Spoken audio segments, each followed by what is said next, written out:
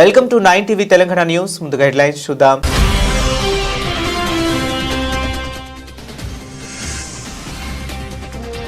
ఢిల్లీలో అట్టహాసంగా జరిగిన రిపబ్లిక్ డే. జాతీయ జెండాను ఎగురవేసిన రాష్ట్రపతి ద్రౌపది ముర్ము.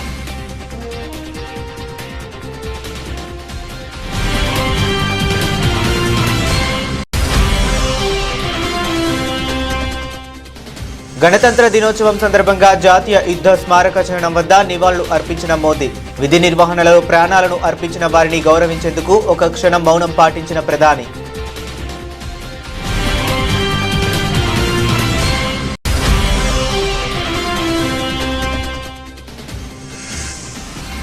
గణతంత్ర దినోత్సవ పూర్వ సంధ్యలో జాతినుద్దేశించి ప్రసంగించిన రాష్ట్రపతి.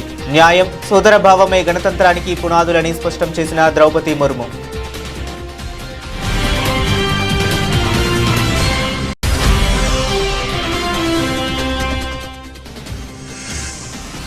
వ్యోమగామి శుభాంశు శుక్లాకు భారతదేశ అత్యున్నత శాంతికాల శౌర్య పురస్కారం అశోక చక్ర. రిపబ్లిక్ డే వేడుకలు ప్రదానం చేసిన రాష్ట్రపతి ముర్ము.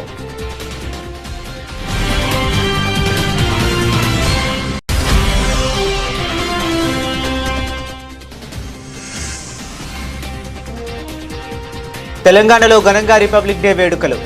జాతీయ జెండా ఎగురవేసిన గవర్నర్.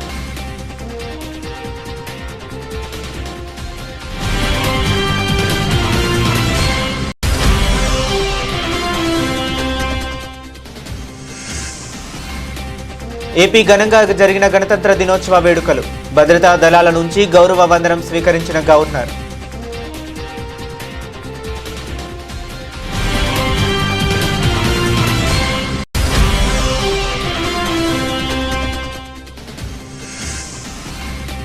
రాష్ట్రంలో ధరణిలో జరిగిన అవకతవకలను వెలికి తీయడానికి ఫోరెన్సిక్ ఆడిట్ చేపడతాం ప్రకటించిన మంత్రి పొంగులేటి శ్రీనివాసరెడ్డి.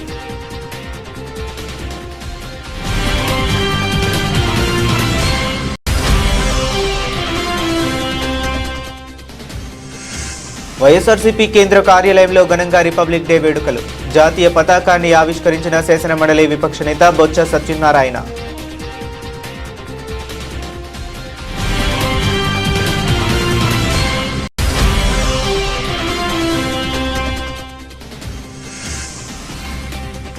తెలంగాణ భవన్లో ఘనంగా రిపబ్లిక్ డే వేడుకలు.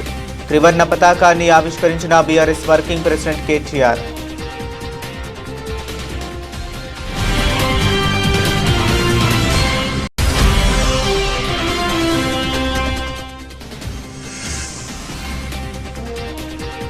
బీజేపీ ఆఫీసులో రిపబ్లిక్ డే వేడుకలు. కాంగ్రెస్ పై రామచంద్రరావు విమర్శలు.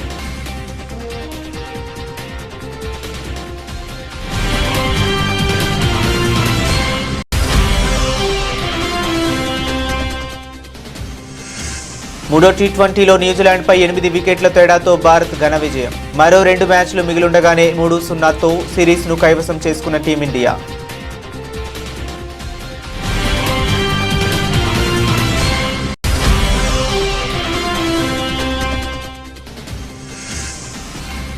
సినిమా ఫలితాలపై మెగాస్టార్ చిరంజీవికి కీలక వ్యాఖ్యలు. తప్పు ఏదైనా ఉంటే దానిని తనపైనే వేసుకుంటానన్న చిరంజీవి.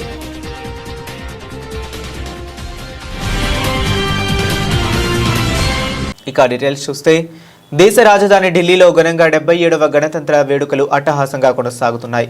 వందే మాతరం 150 ఏళ్లు ప్రధాన ఇతివృత్తంతో వేడుకలు నిర్వహిస్తున్నారు. ఉదయం 10:30 కర్తవ్య పథలో వేడుకలు ప్రారంభం కాగా రాష్ట్రపతి ద్రౌపది ముర్ము జాతీయ పతాకాన్ని ఆవిష్కరించారు. అనంతరం భద్రతా బలగాలు గౌరవ వందనం స్వీకరించారు. జెండా ఆవిష్కరణ అనంతరం పరేడ్ ప్రారంభమైంది. 6050 మంది సైనికులతో ఈ పరేడ్ నిర్వహించారు. ఇందులో 17 రాష్ట్రాలు 13 కేంద్ర ప్రభుత్వ శకటాలను ప్రదర్శించారు. ఈ సందర్భంగా భారతీయ వ్యోమగామి శుభాంశు శుక్లాకు రాష్ట్రపతి ద్రౌపది ముర్ము అశోక చక్రం ప్రదానం చేశారు. గణతంత్ర వేడుకలకు ఐరోపా మండలి అధ్యక్షుడు ఆంటోనియో కిస్టో, ఐరోపా కమిషన్ అధ్యక్షురాలు ఉర్సులా వాన్ డెర్ లేయన్ ముఖ్య అతిథిగా హాజరయ్యారు. రిపబ్లిక్ డే వేడుకలకు ప్రధాని మోదీ, ఉపరాష్ట్రపతి రాధాకృష్ణన్, కేంద్ర మంత్రులు పాల్గొన్నారు. గణతంత్ర దినోత్సవం సందర్భంగా ఢిల్లీ పరిసర ప్రాంతాల్లో 5 అంచెల భద్రతను ఏర్పాటు చేశారు. 30,000 మంది పోలీసులు, కేంద్ర బలగాలతో భద్రత కల్పించారు. కర్తవ్యపాద్ సమీపంలో 6 కంట్రోల్ రూమ్ను ఏర్పాటు చేశారు. 77వ గణతంత్ర దినోత్సవ వేడుకల ప్రారంభానికి గుర్తుగా న్యూఢిల్లీలోని జాతీయ యుద్ధ స్మారక చిహ్నం వద్ద భారత వీర సైనికులకు ప్రధానమంత్రి నరేంద్ర మోడీ పుష్పగుచ్చం ఉంచి నివాళులు అర్పించారు. విధి నిర్వహణలో ప్రాణాలను అర్పించిన వారిని గౌరవించేందుకు ప్రధాని మోదీ ఒక క్షణం మౌనం పాటించారు. ఇది రాజధానిలో జరిగే ప్రధాన గణతంత్ర దినోత్సవ కవాతుకు ముందు జరిగే గంభీరమైన సంప్రదాయం.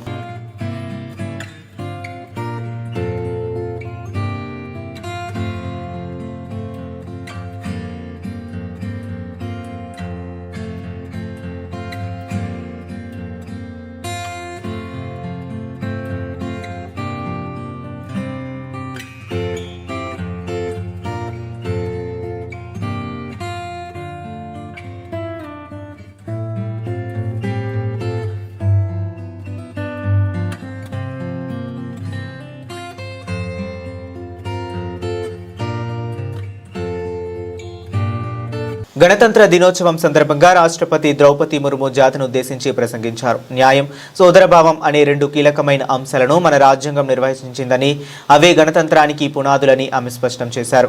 కేంద్ర ప్రభుత్వం అనుసరిస్తున్న దార్శనికత, రాజ్యాంగంలో పొందుపరిచిన విలువలను ఆమె తన ప్రసంగంలో ప్రముఖంగా ప్రస్తావించారు. దేశ అభివృద్ధి ప్రయాణంలో మహిళలు కీలక మైలురాళ్లను సృష్టిస్తున్నారని, ప్రజాస్వామ్యాన్ని బలోపేతం చేస్తున్నారని రాష్ట్రపతి ప్రశంసించారు. In our tradition, we have been offering prayers for peace to prevail in the entire universe. The future of humanity can remain secure only if there is peace in the whole world. In an atmosphere marked by conflict in many parts of the world, India is spreading the message of world peace. Last year, our country launched precision strikes against terror infrastructure through Operation Sindoor. Terror centers were destroyed and many terrorists met their end. Our self-reliance in the field of defense powered the historic success of Operation Sindoor. At the Siachen base camp, I saw our brave soldiers fully prepared and motivated to defend the country even amidst extremely challenging conditions. I also had the opportunity to fly in the Sukhoi and Rafale fighter planes of the Indian Air Force. I saw the combat readiness of the Air Force. I witnessed the extraordinary capabilities of the Indian Navy's indigenously built aircraft carrier INS Vikrant. I also studied in the submarine INS Bagsir. Based on the strength of the Army, Air Force and Navy, people have complete trust in our defense preparedness. Since 7th November last year, celebrations marking 150 years of the composition of our national song Vande Mataram are also being organized. దేశ రాజధాని ఢిల్లీలో 77వ గణతంత్ర దినోత్సవంలో దేశభక్తి అంబరాన్నంటింది. రాష్ట్రపతి జాతీయ పతాకావిష్కరణతో ప్రారంభమైన వేడుకలు కన్నుల పండుగగా కొనసాగాయి. ఈ వేడుక ప్రారంభానికి ముందు భారత వ్యోమగామి గ్రూప్ కెప్టెన్ శుభాంశు శుక్లా రాష్ట్రపతి చేతుల మీదుగా అత్యున్నత శౌర్య పురస్కారం అశోక చక్రాను అందుకున్నారు. అంతర్జాతీయ అంతరిక్ష కేంద్రాన్ని సందర్శించిన తొలి భారతీయుడుగా శుభాంశు శుక్లా అరుదైన గుర్తింపు సొంతం చేసుకున్న విషయం తెలిసిందే. 25 जून 2025 को एक्सियम 4 मिशन के तहत ग्रुप कैप्टन शुक्ला ने निडरता और आत्मविश्वास के साथ अंतर्राष्ट्रीय अंतरिक्ष स्टेशन ISS के लिए 20 दिनों की यात्रा के लिए आगे बढ़े, जो भारत के मानव अंतरिक्ष उड़ान कार्यक्रम के लिए एक मील का पत्थर साबित हुआ। वे अंतर्राष्ट्रीय अंतरिक्ष स्टेशन पर जाने वाले पहले भारतीय और 4 दशकों से भी अधिक समय के अंतराल के बाद अंतरिक्ष में यात्रा करने वाले दूसरे भारतीय बने। मिशन के दौरान आपने अंतर्राष्ट्रीय अंतरिक्ष स्टेशन में रहते हुए कई जटिल प्रयोग किए, जो कि सूक्ष्म गुरुत्वाकर्षण, मानव शरीर, मनोविज्ञान और अंतरिक्ष में इस्तेमाल होने वाले आधुनिकतम पदार्थों पर आधारित था। अंतरिक्ष यात्रा से जुड़ी अत्यधिक चुनौतियों और खतरों के बावजूद आपने अदम्य साहस का प्रदर्शन किया और पूरे मिशन के दौरान संयम बनाए रखा। आपने अंतरिक्ष के जोखिम से भरे प्रतिकूल वातावरण में अत्यधिक शारीरिक तनाव, विकिरण दुष्प्रभाव, मांसपेशियों की क्षति सहित अन्य स्वास्थ्य संबंधी गंभीर खतरे, बदली शारीरिक अवस्थाएं और मनोवैज्ञानिक तनाव का सामना करते हुए असाधारण साहस, असीम धैर्य और प्रशंसनीय मानसिक दृढ़ता का प्रदर्शन किया। ग्रुप कैप्टन शुभांशु शुक्ला को अदम्य साहस, उत्कृष्ट शौर्य के लिए अशोक चक्र से सम्मानित किया जाता है। Group captain Shubhanshu Shukla.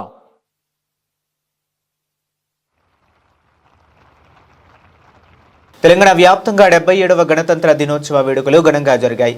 సికింద్రాబాద్లోని parade గ్రౌండ్స్లో నిర్వహించిన రాష్ట్ర స్థాయి అధికారిక కార్యక్రమంలో గవర్నర్ జిష్ణుదేవ్ వర్మ జాతీయ జెండాను ఆవిష్కరించారు. అనంతరం ఆయన సాయుధ దళాల గౌరవ వందనం స్వీకరించారు.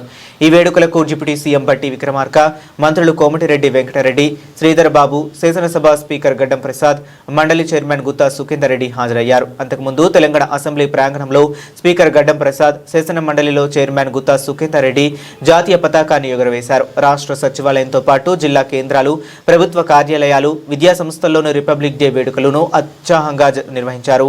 ఈ సందర్భంగా దేశం కోసం ప్రాణాలు అర్పించిన స్వాతంత్ర్య సమరయోధులను, రాజ్యాంగ నిర్మాతలను స్మరించుకున్నారు. రాష్ట్ర వ్యాప్తంగా అన్ని ప్రాంతాల్లో దేశభక్తి వాతావరణం నెలకొంది. For the first time, a farmer commission has been constituted to enhance farmers' economy and promote sustainable agricultural practices through modern technologies, soil health management, organic farming and effective implementation of welfare schemes, thereby improving productivity and reducing indebtedness. The problem-ridden Dharani portal was replaced with the farmer-friendly Bhu Bharati Act. This initiative aimed to resolve long-standing land disputes. After a long gap, the government has successfully completed the recruitment of Group 1, Group 2, Group 3 and Group 4 categories through the Telangana Public Service Commission. 62,749 youth have been given jobs through Public Service Commission, Police Recruitment Board and other recruitment agencies till date. To provide employment in private sector, recently the government has initiated the Digital Employment Exchange of Telangana, DEET, to empower the youth by enhancing their employability at zero cost. A total of 1,22,337 job seekers were enrolled, 1,892 employers onboarded. The Young India Skill University was established by the government to impart employable skills among youth. Major reforms in school and higher education sectors are introduced. ఆంధ్రప్రదేశ్లో గణతంత్ర దినోత్సవ వేడుకలను నిర్వహించారు. High court సమీపంలో ప్రత్యేకంగా ఏర్పాటు చేసిన parade మైదానంలో జరిగిన ఈ వేడుకలు ప్రభుత్వ ప్రతిష్టను చాటేలా సాగాయి.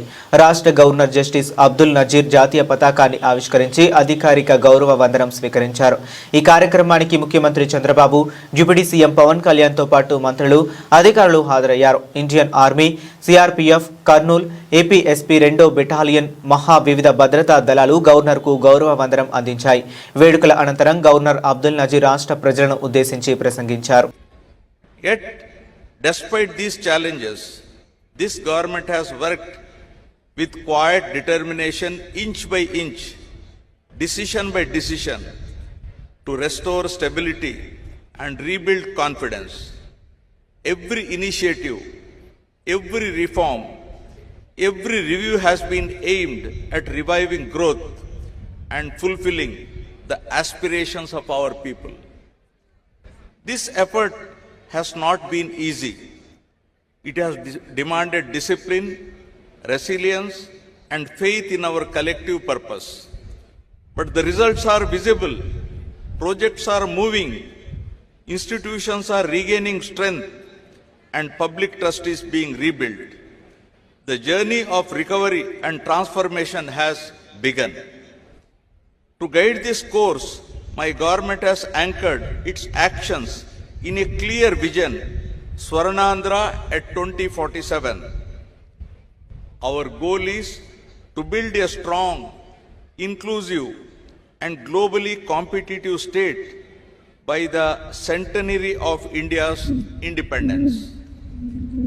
The guiding framework for this vision is the Padi Sutralu, the 10 fundamental principles of governance. On this Republic Day, I am proud to place before you the progress achieved under these 10 guiding principles that define the direction and destiny of our state.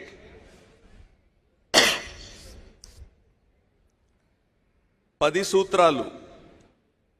Number 1, zero poverty.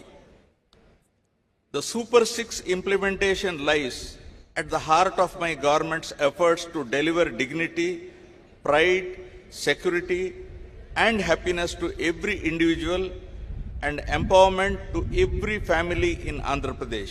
రాష్ట్రంలో ధరణిలో జరిగిన అవకతవకలను వెలికి తీయడానికి మిగతా 31 జిల్లాల్లోనూ forensic audit చేపడతామని రాష్ట్ర revenue శాఖ మంత్రి పొంగులేటి శ్రీనివాసరెడ్డి ప్రకటించారు. ఇప్పటికే సిరిసిల్ల, సిద్దిపేట జిల్లాల్లో ఆడిట్ పూర్తి చేసిన కేరళ సంస్థ నివేదిక సమర్పించిందని, త్వరలోనే మిగతా జిల్లాల్లోనూ ఆడిట్ చేపడతామన్నారు. తద్వారా పేదల భూమి పేదలకు దక్కేలా చర్యలు తీసుకుంటామని స్పష్టం చేశారు. శిక్షణ పూర్తి చేసుకున్న వారికి ఖమ్మం కలెక్టరేట్లో లైసెన్స్డ్ సర్వేయర్లుగా గుర్తింపు పత్రాల పంపిణీ తర్వాత జరిగిన సభలో ఆయన మాట్లాడుతూ, ఇచ్చిన మాటకు కట్టుబడి తమ ప్రభుత్వం ధరణిని బంగాళాఖాతంలో పడేసి ఆధునిక సాంకేతిక పరిజ్ఞానాన్ని అనుసంధానించి రైతన్నకు అండగా భూభారతి చట్టాన్ని అందుబాటులోకి తెచ్చిందన్నారు. ప్రతి పౌరుడికి ఆధార్ మాదిరిగానే ప్రతి రైతుకు భూధార్ అందిస్తామని మంత్రి పొంగులేటి చెప్పారు. భూముల సర్వే కోసం రాష్ట్ర వ్యాప్తంగా ఎంపిక చేసిన 5,500 మంది లైసెన్స్డ్ సర్వేయర్లు నిష్పక్షపాతంగా పనిచేసి రైతుల భూములకు భద్రత కల్పించాలన్నారు. అగ్రికల్చర్ ల్యాండ్ కి సంబంధించిన రిజిస్ట్రేషన్స్ లో అవకతవకలు జరిగాయని, ఈ అవకతవకలు భూభారతి వచ్చిన తర్వాతనే ఆ రిజిస్ట్రేషన్ ఫీజులో ఫ్రాడ్ జరిగిందని ప్రతిపక్షంలోని కొంతమంది ముఖ్యులు అనేక వేదికల మీద అవాక్కులు చవాక్కులు పేలారు. ప్రతిపక్షంలో ఉండే శాసనసభ్యుడు అంటాడు 1000 కోట్లు ఫ్రాడ్ జరిగిందంటాడు. ఇంకొక మాజీ మంత్రి అంటాడు 1000 కోట్లు కాదు 1500 కోట్లు ఫ్రాడ్ జరిగిందంటాడు. ఇంకొక మాజీ మంత్రి భూములే భూభారత్లో మొత్తం కూడా గోల్మాల్ అయ్యాయని చెప్తాడు. ఏదైతే ఒక ప్రత్యేకమైన కమిటీ నేసాము ఎక్స్పర్ట్స్ తో, నిన్ననే దాని మీద రివ్యూ చేశాను. రివ్యూ చేసిన తర్వాత ఏవైతే అవకతవకలు జరిగాయని అంటున్నారో దానికి ప్రధానమైన సూత్రధారులు, పాత్రధారులు ఆనాడు ధరణిలో ఉండే లొసుగులే అనేది స్పష్టంగా తెలియటం జరిగింది. అది కూడా ఆనాటి ప్రభుత్వంలోనే మేజర్ డబ్బులు జరిగింది. అది కూడా సుమారు వారన్నట్టు 1000 కోట్లు 1500 కోట్లు కాదు, నాకు తెలిసినంత వరకు నా దగ్గర ఉన్న లెక్క వరకు 3,90,00,000 రూపాయలు. వాటిని కూడా అన్ని జిల్లాల్లో ఎక్కడైతే తప్పు జరిగిందో వాటి FIR కేసులు రిజిస్టర్ చేశాం. వాళ్ళ మీద ఆల్రెడీ అరెస్ట్ చేశాం. మీ సేవ నడిపే వాళ్ళని. అటువంటి కూడా భవిష్యత్తులో ఎక్కడైతే లొసుగులున్నాయో ఆ అన్నిటినీ పూర్తిగా కాంక్రీట్ తో వాటిని భూస్థాపితం చేసే కార్యక్రమాన్ని కూడా చేపట్టాం. వైఎస్ఆర్సీపీ కేంద్ర కార్యాలయంలో రిపబ్లిక్ డే వేడుకలు ఘనంగా నిర్వహించారు. శాసన మండలి ప్రతిపక్ష నేత బొత్స సత్యనారాయణ పోలీసుల గౌరవ వందనం స్వీకరించారు. అనంతరం జాతీయ జెండాను ఆవిష్కరించారు. ఎమ్మెల్యే లేళ్ల అప్పిరెడ్డి, పార్టీ నేతలు వెల్లంపల్లి శ్రీనివాసరావు, మల్లాది విష్ణు, మురుగుడు హనుమంతరావు తదితరులు హాజరయ్యారు. ఈ సందర్భంగా బొత్స సత్యనారాయణ మాట్లాడుతూ, దేశానికి స్వతంత్రం కోసం ఎంతో మంది మహానుభావులు ప్రాణత్యాగం చేశారన్నారు. అంబేద్కర్ తలపెట్టిన ఆశయాలకు అనుగుణంగా అందరూ పనిచేయాలని ఆయన పిలుపునిచ్చారు. అంబేద్కర్ స్ఫూర్తికి ప్రభుత్వాలు తూట్లు పొడుస్తున్నాయి. స్వార్థం, అవినీతితో ప్రభుత్వాలు పాలన చేస్తున్నాయి. రాష్ట్రంలో ప్రభుత్వం అంబేద్కర్ ఆశయాలకు వ్యతిరేకంగా పనిచేస్తుందని బొత్స సత్యనారాయణ పేర్కొన్నారు. 76 సంవత్సరాలు గణతంత్ర దినోత్సవాలు జరుపుకున్నాం. ఈ 77వ సంవత్సరాలు గడుతున్న ఈ శుభ సందర్భంలో ఇక్కడ ఇచ్చేసిన మీ అందరితో పాటు రాష్ట్ర ప్రజలు, దేశ ప్రజలందరికీ కూడా గణతంత్ర దినోత్సవ శుభాకాంక్షల్ని మా పార్టీ తరఫున, మా తరఫున, మా నాయకుడి తరఫున అందరికీ కూడా మనస్ఫూర్తిగా శుభాకాంక్షలు తెలియజేసుకుంటూ, దేశానికి స్వాతంత్రం తెచ్చిన మహానుభావుల్ని ఇప్పుడే మనం స్మరించుకున్నాం. వారి స్ఫూర్తితో, వారి ఏ ఉద్దేశంతోనైతే ఈ దేశానికి స్వాతంత్రం తీసుకొచ్చి మన స్వేచ్ఛ వాయువుని తీర్చుకునేటట్లు ప్రతి ఒక్కరికి సమాన హక్కులు కల్పించే ఒక రాజ్యాంగాన్ని బాబాసాహెబ్ అంబేద్కర్ గారి తాలూకు అధ్యక్షతన రూపొందించుకొని ఈ రోజు వచ్చి అందరం కూడా ఈ ప్రపంచంలోనే ఒక పెద్ద ప్రజాస్వామ్య దేశంగా వెలుగొడుతున్న ఈ నేపథ్యంలో ఎంతో ఈ శుభతరుణంలో మరొకసారి మీ అందరికీ కూడా నా శుభాకాంక్షలు తెలియజేసుకుంటున్నాను. ఇక్కడున్న ప్రతి ఒక్కరం కూడా ఒక ప్రతిమ పోవాలి, అందరూ ఒక ఆలోచన చేసుకోవాలి. ఏదైతే మహానుభావులు మనకి తెచ్చిన ఈ స్వాతంత్రాన్ని ఇది నిలబెట్టుకోవడానికి భారత రాజ్యాంగంలో బాబాసాహెబ్ అంబేద్కర్ గారు ఏదైతే తలపెట్టారో సమానత్వం, సమన్యాయం, అందరికీ రాష్ట్రాంతాలుగా అందరికీ దేశంలో ప్రతి ఒక్కరికి కూడా ఫలం అందాలని ఆయన ఆలోచన ఏదైతుందో ఆ ఆలోచన కొనసాగడానికి మనం కృతజ్ఞతతో ఉండాలి. దురదృష్టవశాత్తు ఇవాళ వస్తున్న మరి ప్రభుత్వాలు ఆ స్ఫూర్తిని వారు విడనాడి వ్యక్తిగత మరి కాంక్షతో వ్యక్తిగతమైన హైదరాబాద్ లోని తెలంగాణ భవన్ లో 77వ గణతంత్ర దినోత్సవాన్ని ఘనంగా జరుపుకున్నారు. ముందుగా తెలంగాణ భవన్ లో బీఆర్ఎస్ వర్కింగ్ ప్రెసిడెంట్ కేటీఆర్ జాతీయ జెండా ఆవిష్కరించారు. అనంతరం తెలంగాణ భవన్ లో మాజీ మంత్రి సబితా ఇంద్రారెడ్డి ఆధ్వర్యంలో చేవెళ్ల నియోజకవర్గానికి చెందిన బీజేపీ నేత మాజీ ఎంపీపీ విజయ్ భాస్కర్ రెడ్డి తన అనుచరులతో కలిసి ఇవాళ బీఆర్ఎస్ లో చేరారు. ఈ కార్యక్రమంలో కేటీఆర్ గులాబీ కండువా కప్పి ఆయన్ను పార్టీలోకి ఆహ్వానించారు. అనంతరం కేటీఆర్ మాట్లాడుతూ కాంగ్రెస్ పార్టీ ఇలా హామీలిచ్చి అందరినీ మోసం చేస్తుందని ఆనాడే చెప్పామని, అన్నట్లుగానే 2 ఏళ్లలో రేవంత్ ఏ ఒక్క వర్గాన్ని వదిలిపెట్టకుండా అందరినీ మోసం చేశాడని తెలిపారు. కాంగ్రెస్ పార్టీ ఇచ్చిన మేనిఫెస్టోను సీఎం రేవంత్ రెడ్డి తుంగలో తొక్కుతున్నాడని బీఆర్ఎస్ వర్కింగ్ ప్రెసిడెంట్ కేటీఆర్ విమర్శించారు. అనేక అబద్దాలు, అడ్డగోలు హామీలు ఇచ్చి అధికారంలోకి వచ్చిన తర్వాత ప్రజలను పక్కన పెట్టారు, పరిపాలన వదిలేశారని మండిపడ్డారు. గణతంత్ర దినోత్సవం అంటే భారత రాజ్యాంగం అమల్లోకి వచ్చిన రోజు ఈ రోజు. మరి భారత రాజ్యాంగాన్ని, రాజ్యాంగంలో చెప్పిన మాటలని, అందులో పేదవాళ్ల కోసం ముఖ్యంగా పొందుపరిచిన హక్కులని, వీటన్నిటిని కూడా మేము కాపాడుతామని చెప్పే కాంగ్రెస్ పార్టీ ఇవాళ రాజ్యాంగమే కాదు, వాళ్ళు రాసిచ్చిన మేనిఫెస్టోను కూడా తుంగలో దొక్కుతా ఉన్నారు. మీకు తెలుసు, ఎన్నికలకు ముందు కాంగ్రెస్ వాళ్ళు ఎన్ని అందమైన మాటలు చెప్పిండ్రు, ఎన్ని అందమైన అబద్ధాలు చెప్పిండ్రో మీకు తెలుసు. ఇప్పుడే శ్రీమతి సబితా ఇంద్రారెడ్డి గారు, మన సబితక్క మీకు కొన్ని విషయాలు గుర్తు చేసింది. మీకు గుర్తుండాలి, ఆ రోజు రేవంత్ రెడ్డి గారు ఏమన్నారు, కేసీఆర్ గారు పెళ్లి చేసుకుంటే, ఆడపిల్ల పెళ్లి చేసుకుంటే ₹1,00,000 ఇస్తున్నాడు, ఆ ₹1,00,000 కూడా పెళ్ళైన 6 నెలలకు వస్తున్నది, మీరు నాకు అవకాశం ఇవ్వండి, నేను ఒక ₹1,00,000 కాదు మీదికెళ్ళి తులం బంగారం ఇస్తా, అది కూడా మీరు లగ్న పత్రిక పెట్టుకొని నా దగ్గరికి వస్తే అదే రోజు అప్పచెప్తా అన్నాడు. మరి ఇవాళ 2 ఏళ్ళు దాటిపోయింది, 2 ఏళ్ళ 2 నెలలకు వచ్చింది. ఎవరికన్నా తులం బంగారం వచ్చిందా? పొరపాటున వచ్చిందా? నేను ముందే చెప్పిన మీకు, రంగారెడ్డిలో ఏం చెప్పినా, వికారాబాద్ లో చెవెళ్ళని కూడా తిరిగి ప్రచారం చేసిన నేను, మా అక్క. అప్పుడు చెప్పిన నేను, అమ్మ వీళ్ళు బంగారం ఇచ్చిన వాళ్ళు కాదు, బంగారం ఇచ్చే బాపతులు కాదు, వీళ్ళు మెడల పుసిలతాడు కూడా ఎత్తుకపోతారు, మీరు సంధిస్తే అని చెప్పిన. ఉన్నది ఎత్తుకపోయేటోళ్ళు తప్ప వీళ్ళు ఇయ్యరమ్మా అని చెప్పిన. సరే, కొంతమంది మోసపోయింది. వాస్తవం ఏంటంటే ఆశపడ్డారు. ఇప్పుడు గరీబోళ్ళు ఆశపడితే తప్పు లేదు, 10,000 15,000 ఇస్తా అంటే రైతులు ఆశపడ్డారు. అట్లాగే మరి కేసీఆర్ గారు 200 2,000 చేసింది కదా, ఈయన 4,000 చేస్తా అంటుండని ముసలోళ్ళు కొంతమంది ఆశపడ్డారు. మా ఆడపిల్లలు, మా ఆడబిడ్డలు 2,500 ఇస్తే నెల కంటే దేనికైనా వనికి కదా, పిల్లలకు ఉప్పుకో పప్పుకో వనికి వస్తుంది కదా అని ఆడపిల్లలు ఆశపడ్డారు. మొత్తానికి అందరూ కాంగ్రెస్ గుట్టల పడ్డందుకు ఇవాళ అందరం కలిసి బొందల పడ్డట్టు అయిపోయింది. ఇవాళ వాస్తవం ఏంటి అంటే, ఈ 2 ఏళ్లలో రేవంత్ రెడ్డి గారి ప్రభుత్వం, కాంగ్రెస్ ప్రభుత్వం ఏ ఒక్క వర్గాన్ని విడిచిపెట్టకుండా అందరినీ మోసం చేసింది. తెలంగాణ బీజేపీ రాష్ట్ర కార్యాలయంలో గణతంత్ర దినోత్సవ వేడుకలు ఘనంగా జరిగాయి. రాష్ట్ర బీజేపీ అధ్యక్షుడు రామచంద్రరావు జాతీయ జెండాను ఎగురవేశారు.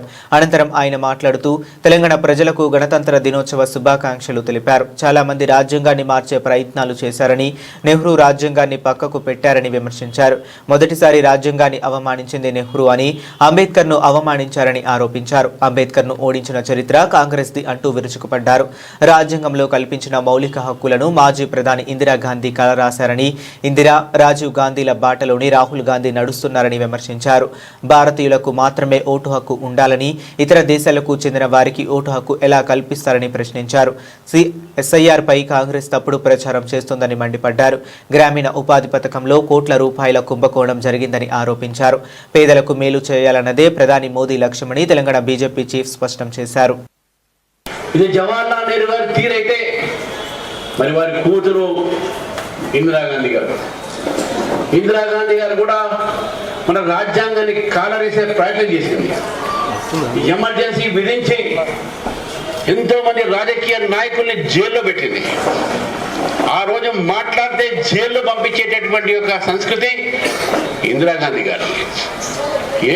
శ్రీమతి గాంధీ గారైతే మన మౌలికమైన హక్కుల్ని కాలరాసి జైల్లో పెట్టి నాయకుల్ని అటువంటి ఆలోచనతో ఇందిరాగాంధీ గారు ఉండే, మరి ఆమె తనయుడు ఉన్నటువంటి ఒక రాజీవ్ గాంధీ గారు కూడా ఆ రోజు ప్రధానమంత్రి అయిన తర్వాత సుప్రీంకోర్టు షాబానో కేసులో జడ్జిమెంట్ ఇచ్చిన తర్వాత కూడా యూనిఫామ్ సివిల్ కోడ్ రావాలి ఈ దేశంలో ఉన్న తర్వాత కూడా సుప్రీంకోర్టు ఒక జడ్జిమెంట్ కూడా పక్కకు పెట్టి కేవలం బుజ్జగించేటటువంటి రాజకీయాల కోసం ముస్లిం ఉమెన్ ప్రొటెక్షన్ యాక్ట్ తీసుకొని ఆ షాబాను కేసు జ్యుడిషియరీకి అవమానపరిచేట ప్రయత్నం చేశారు. మరి వారి కొడుకు ఈరోజు రాహుల్ గాంధీ చేతిలో పుస్తకం పెట్టి తిరుగుతాడు, కాన్స్టిట్యూషన్ ఆఫ్ ఇండియా అని చెప్పి అది చదివింది లేదు, పెట్టింది లేదు. మరి ఆయన కూడా ఈరోజు రాజ్యాంగాన్ని ఆహ్వానిస్తున్నారని చెప్పిన గుర్తుపెట్టుకోవాలి. అవమానిస్తా ఉన్నాడు రాజ్యాంగాన్ని. ప్రజల కోసం మంచి చేయాల్సినటువంటి మోదీ గారి ప్రభుత్వం తీసుకువచ్చినటువంటి ఒక నిర్ణయాలపైన ఈరోజు ప్రజలకు తప్పుడు సమాచారం ఇస్తా ఉన్నారు. ఈరోజు నిన్ననే మన అందరం కూడా నేషనల్ ఓటర్స్ డే మనం జరుపుకున్నాం. నేషనల్ ఓటర్స్ డే జరుపుకునే సందర్భంగా ఈరోజు ప్రజలకు ఇక్కడ ఏదైనా హక్కు. న్యూజిలాండ్తో జరుగుతున్న 5 మ్యాచ్ల టీ20 సిరీస్ను టీమిండియా కైవసం చేసుకుంది. వరుసగా 3 మ్యాచ్లు గెలిచి అదరగొట్టింది. గువాహటీలోని బర్సపరా క్రికెట్ స్టేడియం వేదికగా జరిగిన 3వ టీ20లో భారత్ 8 వికెట్ల తేడాతో ఘన విజయం సాధించింది. ఈ విజయంతో మరో 2 మ్యాచ్లు మిగిలి ఉండగానే 3-0 తేడాతో సిరీస్ను సొంతం చేసుకుంది. తొలిత బౌలింగ్లో అదరగొట్టి కివీస్ను 153 పరుగులకే కట్టడి చేసిన భారత్ అనంతరం అభిషేక్ శర్మ, కెప్టెన్ సూర్యకుమార్ యాదవ్ విధ్వంసక హాఫ్ సెంచరీలతో కేవలం 10 ఓవర్లలోనే లక్ష్యాన్ని ఛేదించింది. 154 పరుగుల లక్ష్యంతో బరిలోకి దిగిన భారత్కు తొలి బంతికే షాక్ తగిలింది. ఓపెనర్ సంజు శాంసన్ డకౌట్గా వెనుదిరిగాడు. అయితే ఈ దశలో క్రీజులోకి వచ్చిన ఈశాన్ కిషన్ 13 బంతుల్లో 28, మరో ఓపెనర్ అభిషేక్ శర్మతో కలిసి ఎదురుదాడికి దిగాడు. వీరిద్దరూ కేవలం 19 బంతుల్లోనే 53 పరుగుల భాగస్వామ్యం నెలకొల్పారు. ఈశాన్ అవుట్ అయ్యాక క్రీజులోకి వచ్చిన కెప్టెన్ సూర్యకుమార్ యాదవ్ అభిషేక్తో కలిసి విధ్వంసం సృష్టించాడు. తన పరుగుల దాహాన్ని తీర్చుకుంటూ కివీస్ బౌలర్లపై విరుచుకుపడ్డాడు. సూర్య 26 బంతుల్లో 6 ఫోర్లు, 3 సిక్సర్లతో 57 పరుగులతో నాట్అవుట్గా నిలిచి జట్టును విజయ తీరాలకు చేర్చాడు. అభిషేక్ శర్మ కూడా కేవలం 20 బంతుల్లోనే 7 ఫోర్లు, 5 సిక్సర్లతో 68 పరుగులు చేసి అజేయంగా నిలిచాడు. వీరిద్దరూ 3వ వికెట్కు అజేయంగా 40 బంతుల్లోనే 102 పరుగులు జోడించడం విశేషం. అంతకుముందు టాస్ గెలిచి బౌలింగ్ ఎంచుకున్న భారత్ కివీస్ను అది నుంచే దెబ్బతీసింది. ఇక భారత బౌలర్ల దాటికి న్యూజిలాండ్ 34 పరుగులకే 3 కీలక వికెట్లు కోల్పోయి కష్టాల్లో పడింది. న్యూజిలాండ్ నిర్ణీత 20 ఓవర్లలో 9 వికెట్ల నష్టానికి 153 పరుగులు చేసింది.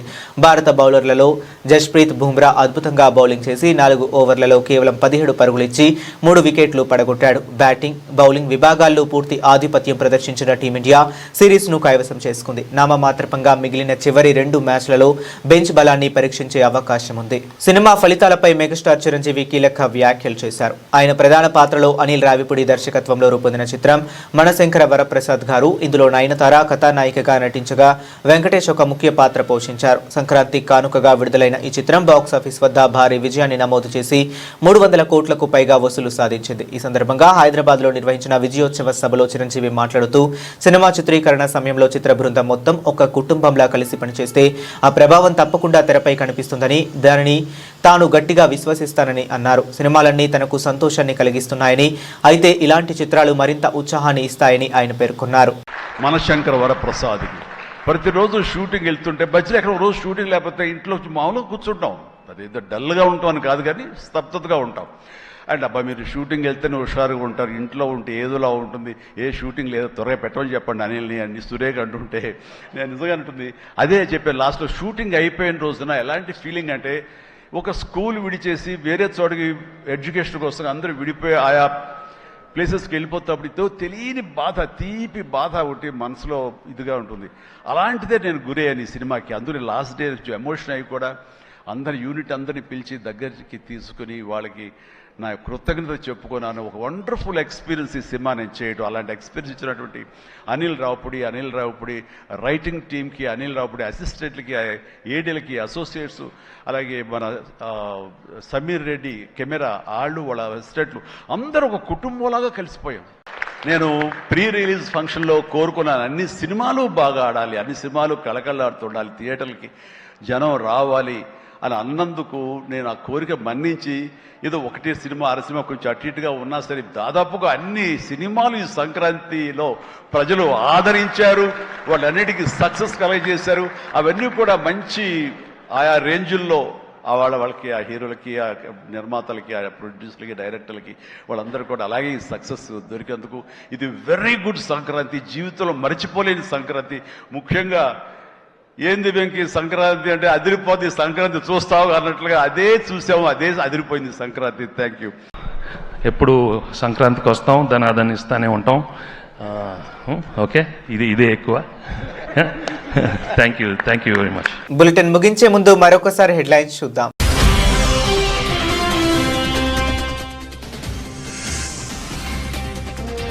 ఢిల్లీలో అట్టహాసంగా జరిగిన రిపబ్లిక్ డే. జాతీయ జెండాను ఎగురవేసిన రాష్ట్రపతి ద్రౌపది ముర్ము.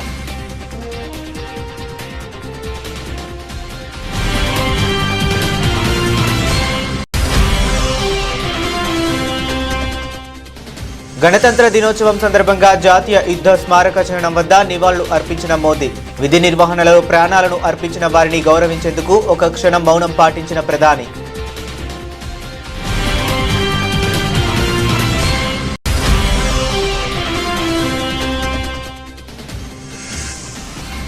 గణతంత్ర దినోత్సవ పూర్వ సంధ్యలో జాతినుద్దేశించి ప్రసంగించిన రాష్ట్రపతి. న్యాయం, సోదరభావమే గణతంత్రానికి పునాదులని స్పష్టం చేసిన ద్రౌపది ముర్ము.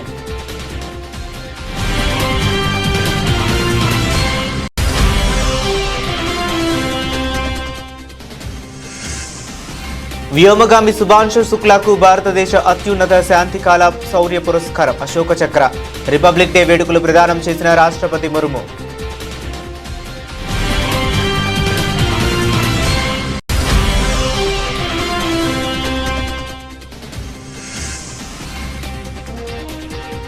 తెలంగాణలో ఘనంగా రిపబ్లిక్ డే వేడుకలు. జాతీయ జెండా ఎగరవేసిన గవర్నర్.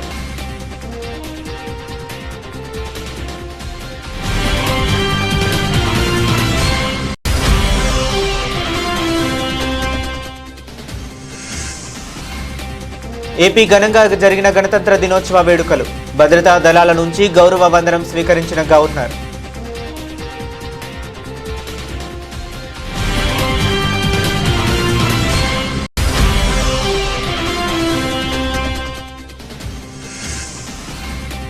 రాష్ట్రంలో ధరణిలో జరిగిన అవకతవకలను వెలికి తీయడానికి ఫోరెన్సిక్ ఆడిట్ చేపడతాం ప్రకటించిన మంత్రి పొంగులేటి శ్రీనివాసరెడ్డి.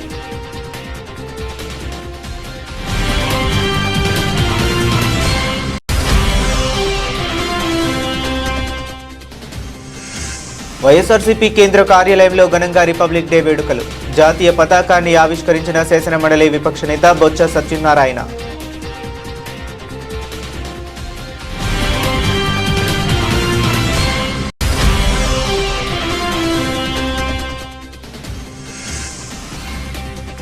తెలంగాణ భవన్లో ఘనంగా రిపబ్లిక్ డే వేడుకలు.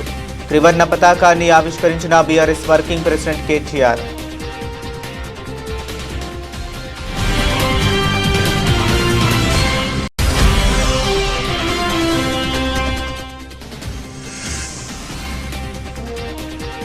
బీజేపీ ఆఫీసులో రిపబ్లిక్ డే వేడుకలు. కాంగ్రెస్ పై రామచంద్రరావు విమర్శలు.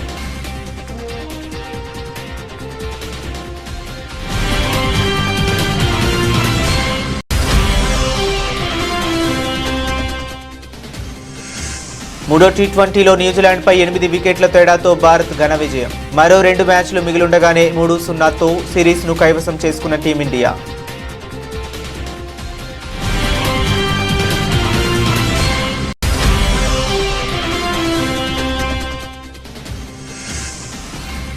సినిమా ఫలితాలపై మెగాస్టార్ చిరంజీవికి కీలక వ్యాఖ్యలు. తప్పు ఏదైనా ఉంటే దానిని తనపైనే వేసుకుంటానన్న చిరంజీవి.